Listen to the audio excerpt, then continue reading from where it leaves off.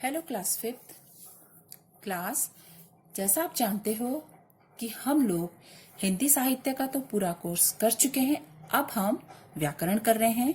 व्याकरण का भी जितना अर्धवार्षिक परीक्षा में आना है उसका ये अंतिम पाठ पर्यायवाची शब्द और आपका वाक्यांशों के लिए एक शब्द का आज मैं आपको समझाऊंगी और कार्य करवाऊंगी। तो इसलिए आप लोग ध्यान से इसको समझेंगे। सिर्फ आज हमारा ये जो है आखिरी पाठ है पर्यायवाची और वाक्यांशों के लिए एक शब्द। बच्चों, इसको समझने से पहले मैं आपको एक बात बता दूं कि आज तक फर्स्ट होमवर्क से लेके ये हमारा 19, ये हमारा कौन सा होमवर्क है 19 वाला। तो इसे आपको पूरा करके भेजना है, क्योंकि इसी होमवर्क से ही आपको 20 मार्क्स का जो हम व्यक्तिगत मूल्यांकन करते थे ना अपने पेपर में, जब हम देते थे पेपर, उसमें लास्ट में 20 मार्क्स के क्वेश्चन होते थे। तो वही मार्क्स आपको इसके द्वारा मिलेंगे। समझ में आया आपको? जो ये होमवर्क है हमारे, इसको आपको पूरा करना है। तो जो बच्चा काम पूरा करेगा या जो समय समय पर मुझे कार्य भेज रहा है उसी को मार्क्स मिलेंगे। ठीक है? लापरवाही बिल्कुल भी नहीं करना। समझ लो बच्चों कि आपके परीक्षा जो है 20 मार्क्स आपको इसी होमवर्क से मिल रहे हैं।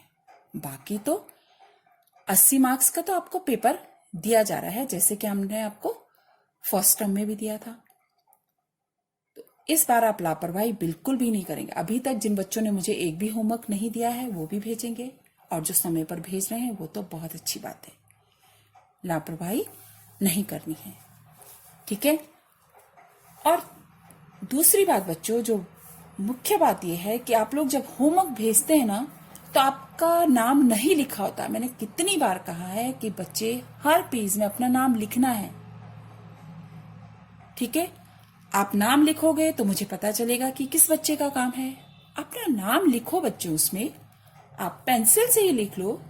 अगर आपको लगता है कि कॉपी में ऊपर पेंसिल लिखा हुआ अच्छा नहीं लगता है तो आप पेंसिल से ही लिख लो, लेकिन आप नाम जरूर लिखेंगे। ठीक है बच्चों? इस होमवर्क में बिल्कुल भी लापरवाही नहीं करनी है। तो मैं अब आपको पर्यायवाची शब्द समझा रही हूं, जो कि आपने 1-2 से पढ़े हैं। कक्षा 1 से आपने पर्यायवाची शब्द पढ़े हैं, कक्षा 2 में भी पढ़े हैं, और 3 में भी पढ़े हैं, और 4 में भी पढ़े हैं, और 5 में भी पढ़ रहे हो। तो आपको इसका पूरा ज्ञान होगा। मुझे पूरी उम्मीद है कि आपको पर्यायवाची शब्द का पूरा ज्ञान होगा। देखिए, समानार्थी और पर्यायवाची शब्द। देखिए बच्चों, समान अर्थ बताने वाले शब्दों को, एक जैसे अर्थ बताने वाले, समान मतलब एक जैसे अर्थ बताने वाले शब्दों को समानार्थी या पर्यायवाची शब्द कहा जाता है। यानी जिस शब्द के एक जैसे अर्थ होते हैं उसको हम पर्यायवाची शब्द कहते हैं। अब आप परेशान मत होना कि मैम कह रही समानार्थी या पर्यायवाची। दोनों ही एक चीज है। ठीक है? दोनों ही एक चीज है। तो ध्यान दीजिए कि समान अर्थ बताने वाले शब्दों को समानार्थी या पर्यायवाची शब्द कहा जाता है। जैसे देख रहे हैं आप चित्र में, आंख बना हुआ है चांद और यहां चिड़िया। तो आंख के हैं कितने पर्यायवाची शब्द हैं? आंख, नेत्र, नयन, लोचन, यानी उसके समान अर्थ, उसका अर्थ जो बता रहे, नयन आंख कहते हैं, लोचन यानी आंख को हम इतने शब्दों से जानते हैं। चांद देखो, चंद्र, चंद्रमा, राकेश, शशि। पक्षी, चिड़िया भी बोलते हैं, पंछी, खग, विहग और नवचर। समझे बच्चों आप इतना? अब देखिए पर्यायवाची शब्दों के कुछ उदाहरण इस प्रकार से हैं। घर, घर एक शब्द है जैसे, तो उसके कितने पर्यायवाची, उसके कितने समान अर्थ बता रहे, कितने शब्द हैं ऐसे? गृह, सदन, निकेतन, आलय, धाम। दिन का, दिवा, दिवस, वासर, वार। जल का, नीर, वारी तोय पय पानी। माँ का माता जननी अम्बा जन्मदात्री। गंगा का भागीरथी सुरसरी जाह्नवी देवनदी। समझ रहे ना बच्चों आप लोग? नदी का हम सरिता भी कहते हैं, तटिनी भी कहते हैं, तरंगिणी भी कहते हैं और निर्झरिणी भी कहते हैं। वन कानन विपिन जंगल अरण्य। पुत्री सुता नंदिनी बेटी आत्मजा। देव अजर देवता सुर निर्जर। समझे बच्चों आप लोग? तो ये है, मैं आपको बता रही हूं कि एक तो आपको क्या याद करना है, पर्यायवाची शब्द किसे कहते हैं। ठीक है, परीक्षा में हम आपको सिर्फ एक शब्द देते हैं और कहते हैं कि इनके दो दो पर्यायवाची शब्द लिखिए, लेकिन अब इसमें ऐसा नहीं है। आपको जैसे घर माना, मैं उदाहरण बता रही हूं आपको कि मैंने घर दिया है, तो आपको ये नहीं कि उसके दो पर्यायवाची याद करने, आपको पूरे याद करने हैं, क्योंकि अब तो हम आपको बहुवैकल्पिक प्रश्न दे रहे हैं, है ना। उसके 4 उत्तर देते हैं, उसमें से एक सही होता है, 3 गलत होते हैं। तो इसलिए आपको सारे याद करने हैं ताकि आपको ध्यान रहे कि इसका उत्तर कौन सा है। ठीक है, अब आप देखिए कि आपको बिजली और शत्रु, यानी आपको मैं 11 पर्यायवाची शब्द याद करने के लिए दे रही हूं। आप इनको याद करेंगे और इसी पाठ से संबंधित मैं आपको थोड़ा सा काम दूंगी और इसके साथ ही मैं आपको वाक्यांशों के लिए एक शब्द भी समझाऊंगी।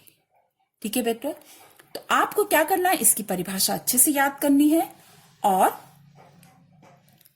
साथ ही साथ आपको ये जितने पर्यायवाची 1 से लेके 11 तक पर्यायवाची शब्द अच्छे से याद करने हैं। ठीक है, अब आइए मैं आपको वाक्यांशों के लिए एक शब्द समझा रही हूं। ये देखिए बच्चों, वाक्यांशों के लिए एक शब्द। अब ध्यान से देखिएगा आप लोग, पर्यायवाची तो आपने समझा। अब देखिए कि उपयुक्त वाक्य, जो वाक्य दिए गए हैं, पहले आपको ये समझना है, दीनानाथ सोने के गहने बनाता है या दीनानाथ सुनार है। नंबर 2, राकेश के पिता खेती करते हैं या राकेश के पिता किसान हैं। नंबर 3, मछली जल में रहने वाला प्राणी है या मछली जलचर प्राणी है। यानी उपयुक्त वाक्यों में एक ही बात को अलग अलग ढंगों से कहा गया है। तीनों चित्रों में दूसरा वाक्य पहले वाक्य से अधिक प्रभावशाली है, यानी उसकी जो भाषा है वो ज्यादा प्रभावशाली लग रही है, क्योंकि दूसरे वाक्य में कम शब्दों का प्रयोग किया गया है। कम से कम शब्दों का प्रयोग भाषा में सुंदरता और सजीवता लाता है। यानी हमें क्या है, हमें भाषा को प्रभावशाली बनाना है। क्या करना है, हमें भाषा को प्रभावशाली बनाना है। अब भाषा में संक्षिप्तता, प्रवाह और सरसता लाने के लिए हम अनेक शब्दों के स्थान पर एक शब्द का प्रयोग करते हैं। जैसे कि उपयुक्त वाक्यों में सोने के गहने बनाने वाले के लिए हम क्या कहते हैं, सुनार। अब हम माना बाजार में कुछ खरीदारी करने जाते हैं, सोने का कोई जेवर हम बनाने जाना है हमें, तो हम ये तो नहीं कहेंगे कि हम वहां जा रहे हैं सोने के गहने बनाने के लिए, जो कि सोने के गहने बनाता। तो हम क्या कहते हैं, हमें सुनार के पास जाना है। या खेती करने वाला है तो किसान, जल में रहने वाला है तो जल। अब हमारी भाषा जो कैसी होनी चाहिए, प्रभावशाली होनी चाहिए।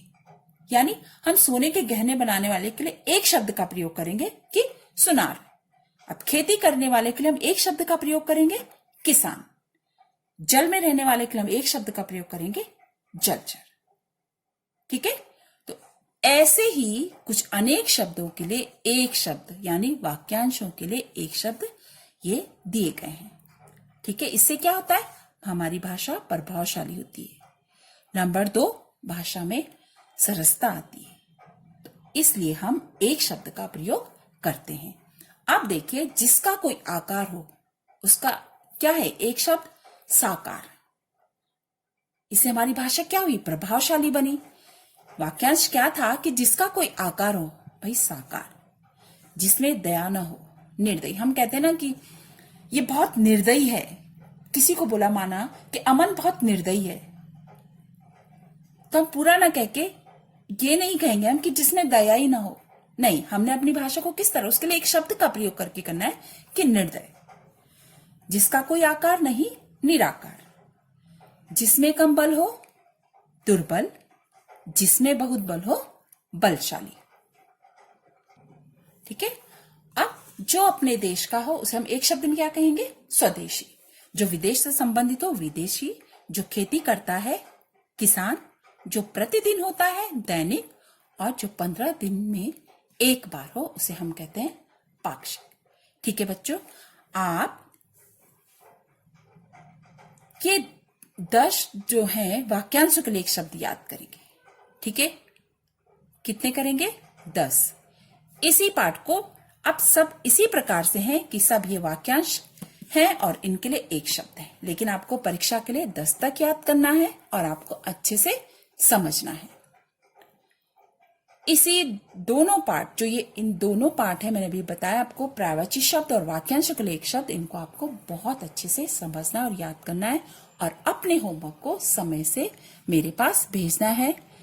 ध्यान रहे, इसके आपको मार्क्स मिलने हैं, जो कि आपके शुरू से हम कहते आ रहे हैं कि अर्धवार्षिक परीक्षा में ये 20 मार्क्स आपके जुड़ेंगे। ठीक है बच्चों, घर पे रहिए, स्वस्थ रहिए और सबसे जरूरी है आप अपनी पढ़ाई को भी अच्छे से कीजिए। थैंक यू बच्चों।